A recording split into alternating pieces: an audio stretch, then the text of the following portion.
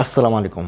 قرآن کے خلاف بہت سے مورچے بنے، کچھ اپنوں نے بنائے، بہت سے غیروں نے۔ آج کا مورچہ حضرت یوسف علیہ السلام کے نام۔ دوستو چھوٹی سی ویڈیو ہے، 4-5 منٹ کی، کوشش کریں پوری دیکھیں۔ جس طرح سنیوں کے ہاں صحیح بخاری ہے، صحیح مسلم ہے، یہ محدثین ہیں امام بخاری اور مسلم، اسی طرح شیعوں کے ہاں شیخ صدوق نام کا ایک محدث ہے، اس نے اپنی سند سے حضرت امام جعفر صادق سے یہ نقل کیا ہے کہ حضرت یوسف علیہ السلام نے تکبر کیا، نعوذ باللہ، اور اسی وجہ سے اللہ نے ان کو اولاد نہیں دی۔ بتائیں یہ کوئی روایت لکھنے والی ہے؟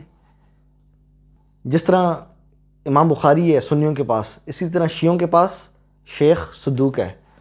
تو شیخ صدوق کوئی 5 سال کا بچہ تھا کہ اس طرح کی روایت اس نے لکھی ہے کہ آپ کی اسکرین پہ آ رہی ہے روایت کہ حضرت یوسف علیہ السلام ان کے پاس جب یعقوب علیہ السلام یعنی ان کے والد صاحب آئے تو آپ نے اتر کے ان کا استقبال نہیں کیا، کیونکہ آپ کے دل میں خیال آیا یہ تو میری شان کے خلاف ہے، اور اللہ کو یہ بات پسند نہیں آئی۔ تو اللہ نے پھر حضرت جبریل کو بھیجا، حضرت جبریل نے آپ کا ہاتھ دیکھا اور ہاتھ میں سے نور نکل گیا۔ تو حضرت یوسف علیہ السلام پریشان ہو کے پوچھنے لگے یہ میرے ہاتھ میں سے نور کیا نکلا ہے؟ تو آپ نے کہا کہ اللہ نے تمہیں سزا دی ہے۔ حضرت جبریل نے کہا تم نے اتر کے اپنے باپ کا استقبال نہیں کیا نا، یہ اب تمہاری سزا ہے، اب تمہاری کوئی اولاد نہیں ہوگی۔ نعوذ باللہ من ذالک۔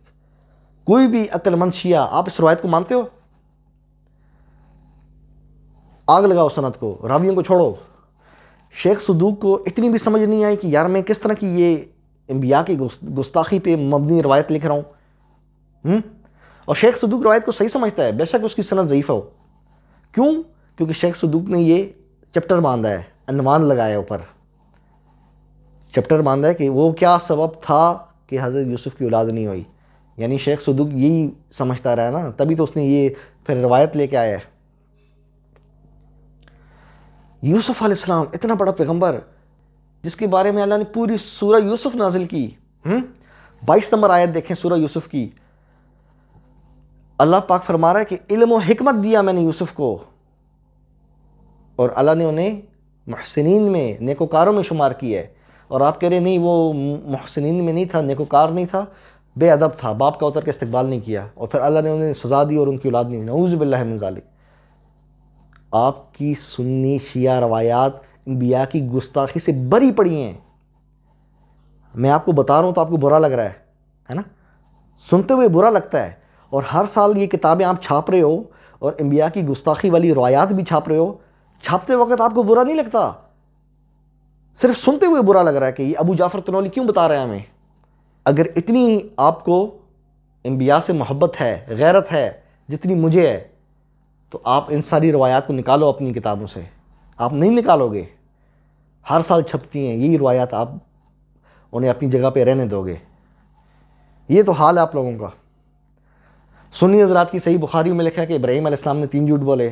شیعوں کی شیخ صدوق نے علل الشرائع نامی کتاب میں لکھ دیا اپنی سند سے کہ حضرت یوسف علیہ السلام نے تکبر کیا، اور اسی تکبر کی سزا اللہ نے یہ دی، اور اسی وجہ سے اللہ نے انہیں سزا دی اور اولاد نہیں دی۔ بتائیں یہ کوئی لکھنے کی چیز ہے؟ کیا شیخ صدوق 5 سال کا بچہ تھا؟ کیا سورہ یوسف کبھی نہیں پڑھی تھی اس کو نہیں پتہ تھا اللہ کی پیغمبر کا کیا مقام ہے؟ کیا وہ بھی سند کو فالو کرنے والا تھا؟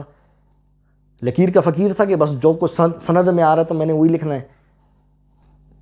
سورہ یوسف پوری صورت ہے اتنا عظیم پیغمبر کے بارے میں، کبھی سورہ یوسف نہیں پڑھی تھی شیخ صدوق نے کہ یہ اس طرح کی روایت اپنی کتاب میں لکھ دی؟ دوستو میں آپ کو واپس اللہ کی کتاب کی طرف رجوع کرنے کی دعوت دے رہا ہوں۔ یقین کریں یہ روایت پرستی آپ کا ایمان کھا جائے گی، آپ کو پتہ ہی نہیں لگے گا۔ اپنے بھائی ابو جعفر تنولی کو اجازت دیں، اگلی ویڈیو میں پھر ملتے ہیں۔ چینل کو لائک سبسکرائب ضرور کریں، جن دوستوں کو چینل کا نہیں پتہ انہیں بھی بتائیں۔ قرآن زندہ باد۔